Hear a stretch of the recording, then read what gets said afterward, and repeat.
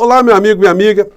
O presidente Lula, ontem, num encontro partidário, manifestou sua grande preocupação em relação à enorme dificuldade de comunicação existente entre o partido e o povo evangélico. Mas a partir do envolvimento de uma liderança política, o que se pode fazer nessa questão? E mais do que isso, o que é necessário? O que se impõe? O que se deve fazer? Porque esse é um assunto que não diz respeito apenas a um partido político ou a um segmento religioso. Não, porque dessas conexões todas surgem situações concretas que afetam a realidade de todos nós. Como, por exemplo, o surgimento de uma Orcrim que hoje, encastelada lá na administração do Estado de São Paulo, está tentando assaltar a todo um povo de todo o Estado de São Paulo. Bom, vou conversar com vocês sobre o que está acontecendo, quais são as perspectivas e os fatos concretos, mas antes de mais nada, quero convidar você que está chegando nesse instante ao nosso portal e não nos conhecia, para que você se inscreva conosco também, conheça os nossos outros vídeos. Se você gostar, compartilhe, recomende, não se esqueça, dê o seu joinha, o seu comentário e, se puder também, se inscreva no nosso clube de membros. Você que é muito bem-vindo e muito bem-vinda.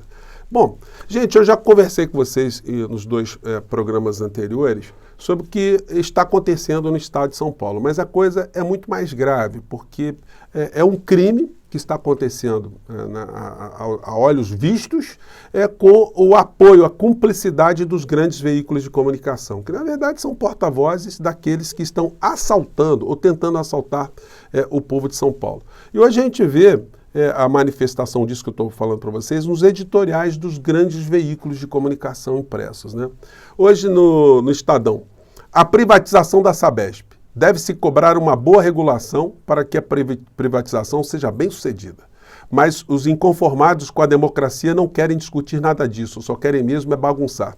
Então quer dizer o seguinte, o Estadão de São Paulo, o povo de São Paulo está sendo assaltado e aí está reagindo, está tentando gritar, tentando colocar a sua voz em relação ao assalto que está sofrendo, e essas pessoas são bagunceiras, então elas devem suportar o aumento que virá na sequência se essa privatização não for barrada diante dos escândalos das falcatruas. Então o povo tem que suportar o assalto, né? Como aconteceu aqui no Rio de Janeiro, né? Com a privatização da empresa de água, que colocou a água aqui no esgoto no Rio de Janeiro muito mais cara do que no estado de São Paulo, né? Que sirva de aviso para o povo de São Paulo, porque eu tenho muita esperança, né, que esse tipo de assunto que a gente trata aqui em canais como o Portal do José cheguem até o Poder Judiciário, a juízes, magistrados de uma maneira geral, membros do Ministério Público, do Tribunal de Contas, a sociedade de uma maneira geral, porque é um assalto que está acontecendo. Simples assim. A gente vê também manifestações, né, dos outros veículos espalhados por todos os cantos. O Globo na mesma linha. O Globo aqui. Privatização da Sabesp representa avanços para o setor. Então, a banda tocando numa só direção. Mas tem situações, né, que comprovam que nós estamos diante de uma grande falcatrua. Como, por exemplo, um artigo hoje que a própria Folha de São Paulo, que está apoiando, né, a entrega desse bem precioso para a iniciativa privada, mesmo o jornal coloca aqui: leia argumentos pró e contra a venda da Sabesp. Os argumentos a favor, gente, são os de sempre, né? Vai melhorar a situação para o povo e que a administração fica melhor. Só que é o seguinte, a água, por exemplo, nos Estados Unidos, esgoto, não é privatizada. Isso é uma situação estratégica para a saúde do povo norte-americano. Não se fala em privatizar lá. Isso é uma atribuição do Estado de uma maneira geral. No entanto, os abutres aqui, eles querem tomar a água do povo de São Paulo, né? E aqui vem um argumento contra, que é o definitivo, gente, é que as autoridades precisam analisar. Estudo do IFC não é imparcial. O IFC é uma empresa norte-americana, né, que foi contratada para fazer um estudo já dirigido. Olha, estou contratando vocês para dizer isso. Então não precisava contratar, né? E eles estão levando a bolada, só nesse contrato, de 45 milhões de reais. Aí aqui o texto diz. Outro ponto de crítica é a relação ao estudo de viabilidade feito pelo IFC, que balizou os argumentos do governo. O estudo foi contratado sem licitação e previa valor maior caso a instituição concluísse que a privatização era mais vantajosa, 45 milhões. Caso o resultado fosse negativo para a proposta, a consultoria, aí eles colocam vinculada ao Banco Mundial, para dar um verniz, né, que é uma coisa assim idônea, né? Mas não é, receberia um valor menor de ao menos 8 milhões e 600 mil reais. Aqui no Jornal Globo, a mesma coisa, matéria na área de, no caderno de economia. Sabesp deve atrair investidores e operadoras do setor. Só que eu mostrei para vocês ontem no Valor Econômico, quem é que está interessado já em abocanhar isso. É um fundo público de Singapura, um fundo público do Canadá e a empresa do Jorge Paulo Lemann envolvido até o último fiapo de cabelo no escândalo das lojas americanas que lesou milhões e milhões de pessoas, direta ou indiretamente, e também na privatização absolutamente inescrupulosa, escabrosa da Eletrobras, que o governo atual também tem o dever de começar a questionar de uma forma mais contundente, porque os danos ao povo brasileiro não tardarão a acontecer, né?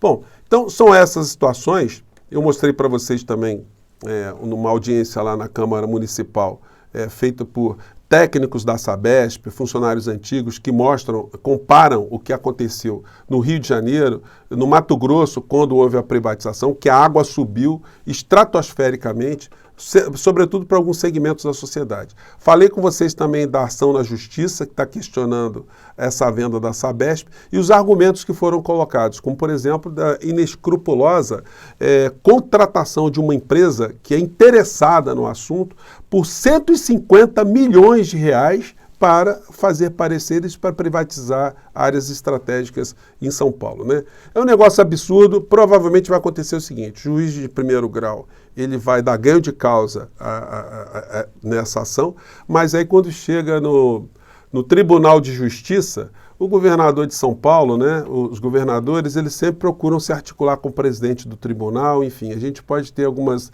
decisões absolutamente contrárias ao interesse público, legitimadas ali pelo Poder Judiciário. Eu já vi algumas situações semelhantes a essa. Então a gente tem que ficar com os olhos bem abertos e quanto mais a gente denunciar, mais a gente faz com que haja uma força política da sociedade para evitar o assalto, né? O roubo. Ou a gente só vai ficar indignado quando a gente vê algumas cenas de televisão, quando alguém tem ali o celular subtraído, ou uma joia, um bem, enfim, uma carteira, né? Tem assaltantes que provocam crimes muito piores. Bom, e aí a gente entra aqui no assunto que eu comentei na abertura do nosso papo. Lula questiona se o PT fala que o povo quer ouvir. Defende a aproximação com evangélicos. Aqui no jornal impresso também, as notícias na mesma direção, e eu chamo a atenção aqui para a fala do Lula. O texto diz: Lula usou a conferência eleitoral do PT para as eleições municipais de 2024, realizada ontem em Brasília, para pedir uma autocrítica à legenda e reforçar a necessidade de aproximação com o público evangélico, majoritariamente refratário ao partido. Ele questionou se a sigla tem atuado corretamente na missão de atrair o eleitorado religioso e, ao fim do discurso, reforçou a importância de se ir às igrejas conversar com padres e pastores. Aí disse o Lula: será que estamos falando aquilo que o povo quer ouvir de nós? Presidente, nem sempre o que as pessoas querem ouvir é o que a gente tem que falar, né? Ou será que temos que aprender com o povo como é que se fala com eles? Como é que a gente chega aos evangélicos? Questionou o petista. Gente, em primeiro lugar, falando a verdade, fazendo um enfrentamento dos falsos líderes religiosos, a manipulação que se faz em relação a essa questão.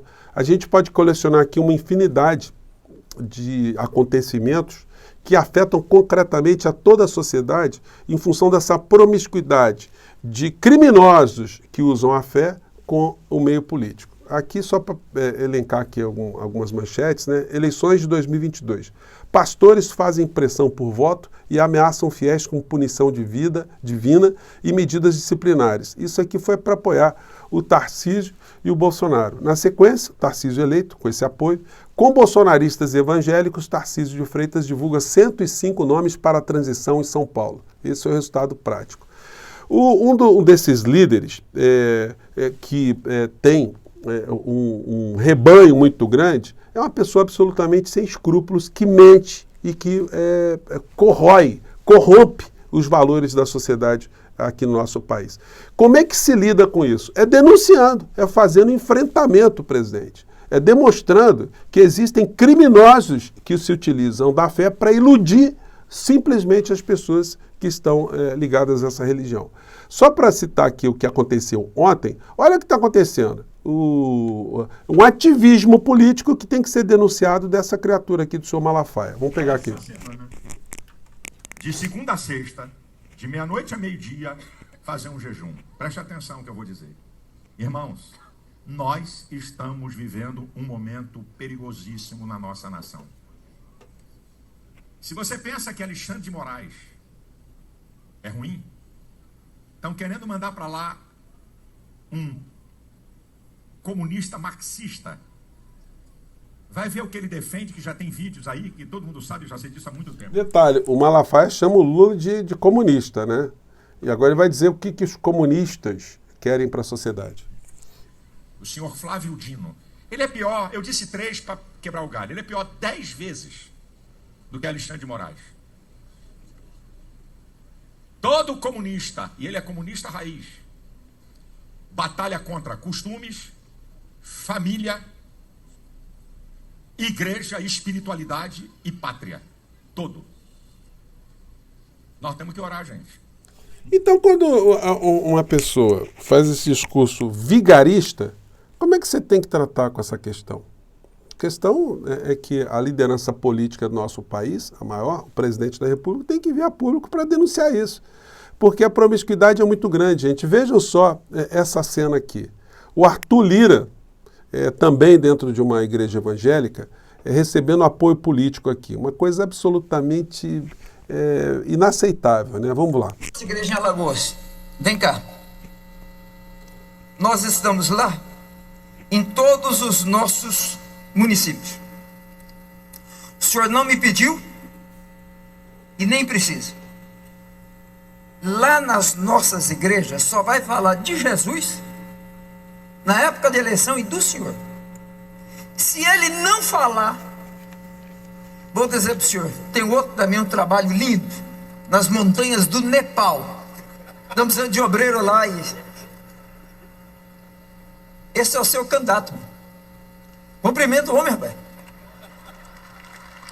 Então, gente, é uma promiscuidade bandida. Sou Arthur Lira, dentro de um templo religioso, recebendo apoio direto ali. E aí a pessoa chega ao poder e faz as coisas que nós estamos vendo acontecerem aqui no nosso país, né? Bom, gente, em relação a esse assunto, eu estava quase me perdendo aqui, porque são muitas questões, né?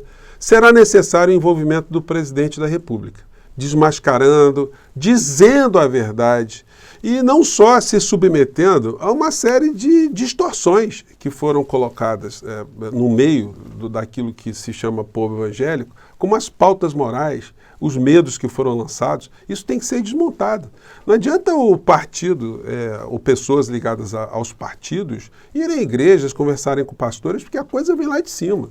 Se não houver uma ação política, uma liderança política desmascarando, falando como eu estou falando aqui com vocês, alertando numa linguagem mais popular, evidentemente, porque nós estamos falando do presidente da República para se comunicar com todo o povo, para que essas pessoas sejam alertadas que isso que está sendo feito é uma coisa incorreta, isso não é legal, isso não é ético, isso não é moral, se utilizar desses espaços para cuidar de assuntos religiosos, para cabalar votos, para transformar essas agremiações religiosas em partidos políticos. Isso é uma coisa absolutamente inescrupulosa. Isso não é coisa de Deus, isso não é coisa de Jesus, isso não é coisa da Bíblia. Então isso tem que ser desmontado, tem que ser enfrentado, mas a partir de uma liderança que vem lá de cima para atingir essa sociedade de uma maneira geral. Não adianta tentar fazer acordos com bancadas evangélicas, fazer coisas dentro do Congresso Nacional, medidas legislativas, porque isso não atinge o povo que está na base, não. O que atinge o povo na base é justamente o enfrentamento dessas questões e o desmascaramento desses vigaristas da fé. Evidentemente, a situação vai ficar mais radicalizada por um lado, mas as pessoas de boa fé e que se sentem muito incomodadas com esses vigaristas que se utilizam da religião para fins políticos, essas pessoas vão se sentir contempladas. Essas pessoas vão funcionar como ferramentas adicionais no desmantelamento dessas quadrilhas que misturam religião com a política. É como eu penso, a gente vai voltar novas vezes a esse assunto. Mande seu comentário aqui para o nosso portal, tá bom? Um grande abraço, até mais tarde. Tchau!